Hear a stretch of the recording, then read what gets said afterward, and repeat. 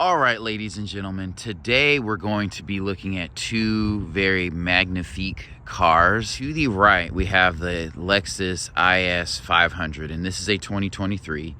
And then we have a 2022 Lexus RCF. And I think these are both very, very dope vehicles, and I'm kind of surprised that Lexus makes them. They are very nice cars, very fast cars. They both have naturally aspirated 5-liter V8s. I think they make 472 horsepower and then 395 pound-feet of torque. This one can do 0 to 60 in like 4.4, and this one's a little under 4. So this one's a little faster. It's a 2-door. And then this is just a like souped-up version of the Lexus IS, which is like their 3 Series A4 C-Class competitor. I feel like they're both kind of niche. I feel like IS drivers, will not necessarily gravitate or look for this too much. They're not as known as far as tuning and just culture-wise with, their fast small sedan like the M series of the BMW or the AMG C-Class. I think that Mercedes and BMW kind of own that segment. Same thing with this, like this car is more of a GT car, that even though it's a 2-door, than a true sports car. It is a Lexus, so it's gonna be comfortable. So I could see, more of an older crowd who wants something quick driving this. If you don't want a Corvette that's, uncomfortable, you want something that you can ride with your girl and kind of cruise down. But we'll start with the RCF. This one looks a little bit more aggressive because it does have the faux... No, actually, that's a real outlet right there. Wow. Okay. So it has a real outlet in the hood. It looks good. The front face of this vehicle, I prefer this one. This looks a little bit better to me. This one looks a bit more exaggerated, but it does look more aggressive and sporty. We'll just take a quick walk around this vehicle. It is a very nice vehicle. It's sitting on 19-inch wheels. They look good. This vehicle could be cleaned a little bit, so please disregard that. This is a very, very flaky, dark metallic paint. I would say it's black, but this is probably one of the most metallic paint jobs I've seen in a long time. I love this blacked out side mirror here with the full length turn signal indicator. That is super dope at night. That will look incredibly good. This one, to my dismay, has the pillarless windows. That's another reason I like the IS a little bit better, but that's a personal preference. You have the shark fin. You have a very nice sized and well-placed sunroof here. That's the thing about coupes. The sunroof can sit right over you and offer a lot more space and just light coming in. Love that. The rear of this car is very nice. Like, there's not a bad angle on this car, and it looks very aggressive. You have the quad exhaust here. You have the RCF thing here. The lights here look very aggressive. You have a diffuser in the back, so that's nice. You have a little diffuser there. The stacked exhaust, I don't know. I kind of have mixed feelings about it, but I get it. It's a unique Lexus thing. You don't see that very often, so it does stand out. Mercedes definitely has some 2-door coupes that can really fly and really compete with this. But this one looks way more aggressive. This vehicle is no different in the fact that it looks really good.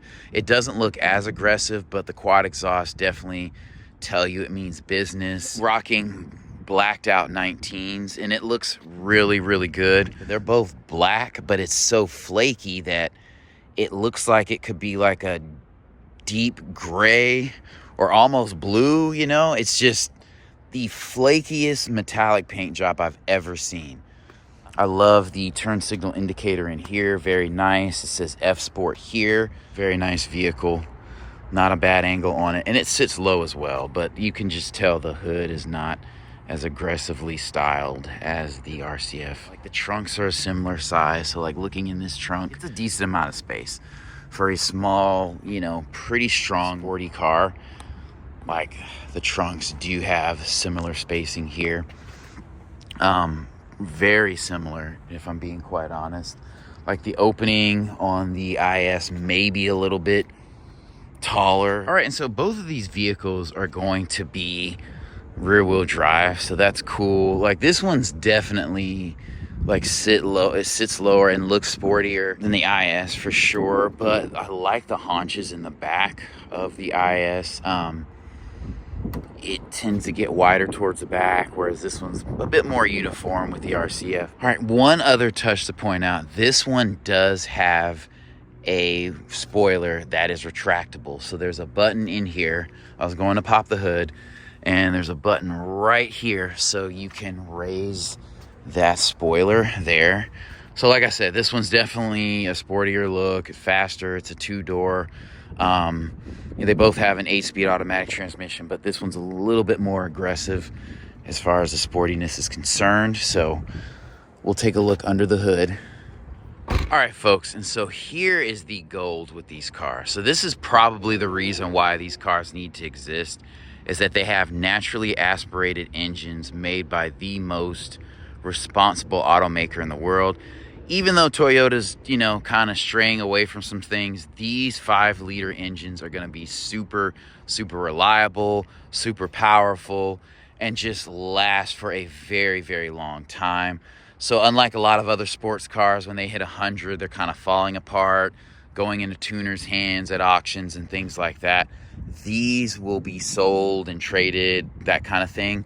I love the violet colored coating on the manifold. That's nice. It matches the F Sport logo here. 5W30 oil. So there's your air box right there, and there's your battery. That's pretty much all you're going to be able to do in this vehicle besides add windshield wiper fluid. You do have a strut set up here, and the engine does sit back a little bit. So that's something to note also. It's a rear-wheel drive car, but the engine sits pretty much right along the axle. And that's super important if you know anything about cars. You don't want to have weight in front of the axle just because, it's not going to handle as well. So that helps with handling. And this engine bay looks really, really good, especially for a modern engine bay with all the electronics that they have. Same thing with this one. Doesn't look quite as good because this is not painted, but it matches, the badging here. You're not really missing anything. Same setup here with the battery and the air box. You're not going to be doing much, but this looks really good. And quite honestly, you could probably paint this or replace this cover with that cover and then paint the manifold with some high temperature paint and get the same results. So same oil, everything like that. Again, the engine is going to sit on the axle here so that, handling is not affected by that. So that's a really, really good design. And you have all this space. So the engine stops here. Like you have all this space for air to flow in and out of the engine. And then you don't have to worry about the complexities of an intercooler and all this kind of stuff. These engines will go forever. And again, this is a dual strut setup, so very well done by Lexus. I'm about to hop in, but I will say I like the headlights on this car a little bit better. I like the grille on this car a little bit better. I love the retractable spoiler. That's a dope touch.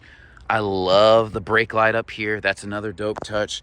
I do not like pillarless windows because they have to rely on that mechanism, and if it ever goes out and you open the door, you'll break or damage the window.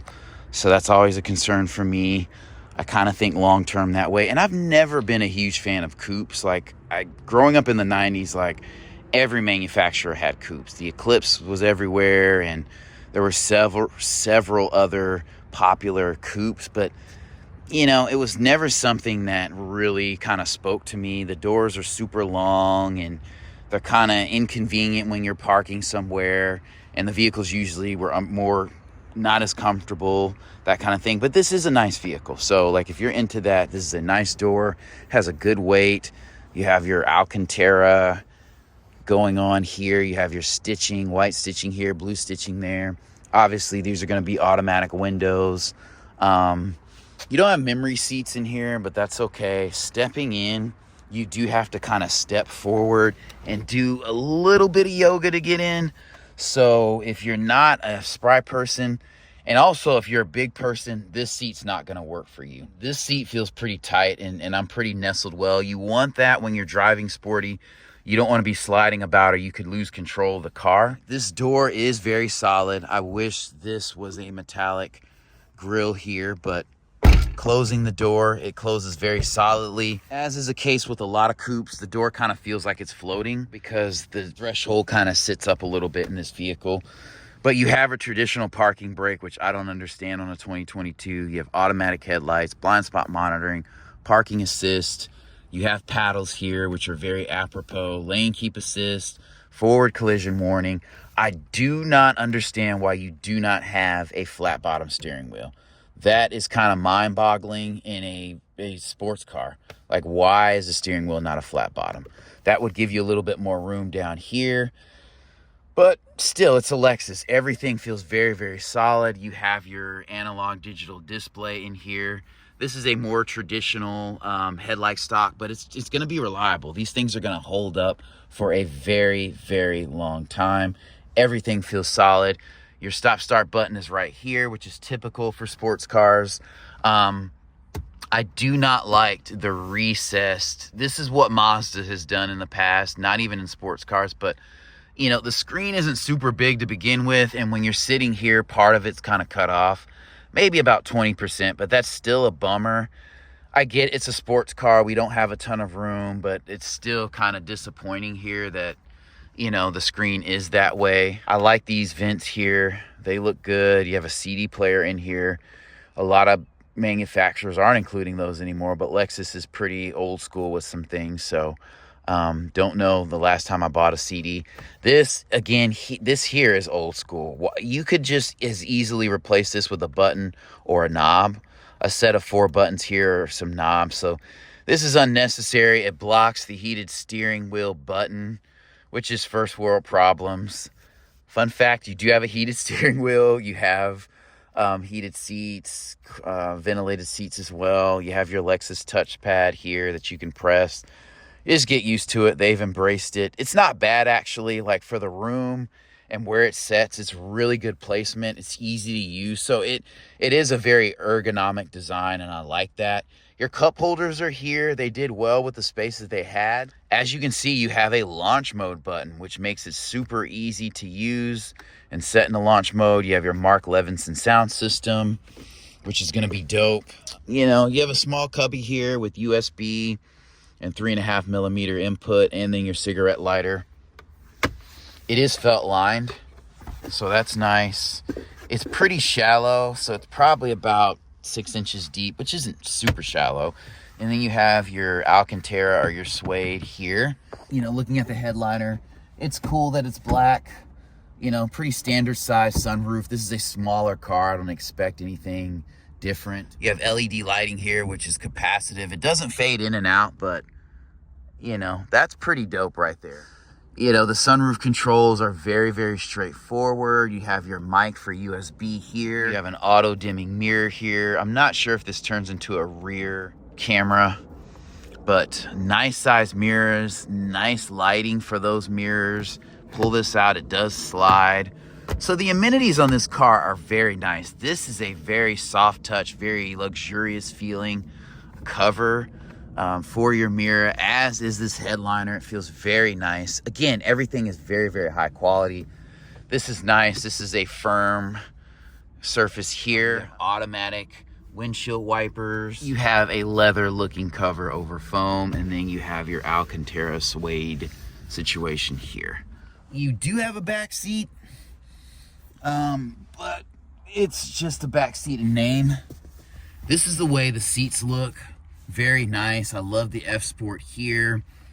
I love the perforation and the stitching here. It's not doing too much. You definitely know you're in a sports car, but it also looks classy. So it doesn't just look like they threw like a 2-pound F1 seat in here and was like, all right, figure it out. All right, so this is as much room as you're gonna get to step into this back seat. So the seating looks good, but this is gonna be for children only. It's pretty much unusable, but they did put vents back here. You know, you do have a cup holder back here. You do have a light back here, and you even have speakers back here. All right, and on the doors, you do have these puddle lights, which are nice. Back in the late 80s, and pretty much in the 80s, you had a lot of cars with puddle lights, so when you got out, you could see where you're stepping into, and that was always a nice touch. But very nice interior for what it is. I mean, it's a great vehicle. Honestly, both of these vehicles are great. But we will step over into the IS 500. I love that you have the exposed keyhole there in case, you know, your remote dies. You don't have to pop off a plastic piece and lose it or chip it up. I love these pillared windows. I love the color. Now, this is a trim thing, but I love this red and black interior. Super dope. I'm gonna not talk about that too much because that's kind of an unfair advantage, but it says F Sport here in the door when you get in. And stepping in, there is a little bit less yoga here. The seats are not as tight. You know, looking at the seat, we'll immediately start there. They look comfortable, they look very good, but they don't look as aggressive. But I have zero complaints about these seats. They're concave, you can tell they're sporty, they hold you in place, but they're not as tight and as sporty and athletic and slim fit as the ones in the RCF. You can tell this is a small vehicle because your seating position, you're kind of sitting a little bit next to this pillar here, but the doors feel very solid. They're not as heavy because they're not as big, but you do have memory seating in here, which I love. You do have automatic headlights, and then you have 360 cameras in this vehicle. So you have cameras on each side mirror, which is cool because the Corolla has that, and I don't see that on the RCF, so that's weird. But anyway, again, you do not have a flat bottom steering wheel. That's okay. It's not the end of the world. It is kind of surprising though. Flat bottom steering wheels are not as practical. They look cool, but this seems to be a little bit more practical, especially if you're making hard turns and stuff like that. In my opinion, you pretty much have an all digital display here. You have your automatic wipers, you know, your stock here for those. Then you still have a traditional headlight stock, which should be on auto. And you have a button to turn the DRLs off, which is a nice touch. Makes you less visible if you're speeding, just being honest. This is your cruise control stock here. So it's a smaller car. They have to scrunch in a lot of stuff, so you're gonna have more stocks and things, but you have your Bluetooth controls here, lane keep assist. This is a 2023 again. I don't know why you have this shifter still. It blocks stuff out here, even though they did a good job not putting buttonry here so that it would be blocked by this stock. But again, why do we have this? You have heated and ventilated seats here. I like that. Nice touch. You have the keypad or the trackpad here, which is still ergonomic, and this feels very comfortable, just like in the RCF. I do like the Alcantara feel, so that's going to be a personal preference thing. I think it'll hold up a little bit more better than this. I like the placement of the cup holders here. You have the same layout as far as USB-A and your 3.5 millimeter situation there. And you also have a cigarette lighter charger. It's shocking that you don't have USB-C in this vehicle. It's a 2023. In non-luxury cars, you'll see the same infotainment, but they'll swap out USB-A and the cigarette lighter for USB-C only. Most of these luxury brands are not going to do that. You're going to have to wait till the next iteration of infotainment in order to see something like that. The screen not being recessed here is nice. It does have larger bezels, but again, everything in this vehicle's quality. I can forgive that. You have your drive mode selector here. It says snow here, which is laughable. I would be this probably wouldn't be the best car to drive around in icy conditions with it being rear wheel drive. Same situation with the mirror, same situation with this vanity mirror. The only thing is, like, this covering, you don't have the same material on the headliner in here, and this roof is lower. So that's another thing that I'll say. Like, I don't know if you can tell, but this roof definitely sits lower, and that car, the RCF, had a sunroof also. So that is something to note. Like, the roof line is very low in this car. That one kind of has a higher arc. So just, you know, buyer beware on that. These don't slide out, but you do have good lighting here, which I love. I love that when the doors open, it shows red there. That's a pretty cool touch. You know, you can pop the trunk there. You know, if you are a bigger person in both of these cars, you're gonna feel a little bit confined, not cramped. But, you know, this is nice. You have a grippy surface here. This is kind of a grippy faux leather on top of a hard surface here. A little bit of foam backing, but nothing crazy. Same thing here. I like the leather or faux leather wrapping here. Your start-stop button is right there. All in all, this is a very, very nice car. Like, these complement each other very well. Like I said, it's just personal taste. Understand this vehicle does sit low, so you know, climbing into the back seat, you know, honestly, you have to duck your head when getting in here, so that's kind of interesting. You know, it is tight. I could move this seat up a little bit, but this is definitely a 4-seater vehicle. You have your transmission hump coming through here. They do give you vents back here, but you can sit 4 adults in here. Like, if you guys are like 5'8", you know, 5'9", 4 adults back here, and this vehicle is going to be pretty easy to come by. Like, it feels comfortable in these seats. They feel firm, but they feel cushioned as well. Let's see. You have your cup holders that come out here, which is a nice touch. You don't have a cubby when you fold that armrest down, which is okay. I like the perforation here. These look very, very nice. I love that the door color matches the grille color. That is a very nice touch. It's like a nice, well-tailored suit in this vehicle. And they're not doing too much. I'm glad they didn't add some third random color in this vehicle. It looks very good. Here's a look at the cockpit from the back. So a very, very nice look. Again, it's going to come down to personal preference. It is a little tight back here. If you're not sitting behind a 6-footer, you know, you'll be fine. The roof is lower. That is probably the main drawback about this sedan, is that the roof is super low. So getting out, I am doing a little bit of yoga to get out of that back seat, because again, this threshold comes up and this roof is low. So I'm having to kind of lean out then stand up. All right, so closing out the video, looking at 2 different cars. This is what I was talking about with Mercedes. Like, they have some great coupe options. This is an AMG C43. This coupe is very, very nice. So this is why I was saying they kind of can and do really own the market on 2-door sedans. This is a bi-turbo vehicle. Looks very, very clean, but it doesn't look, even though it is as sporty, it doesn't look as sporty. It's a more classy design. It doesn't look as aggressive.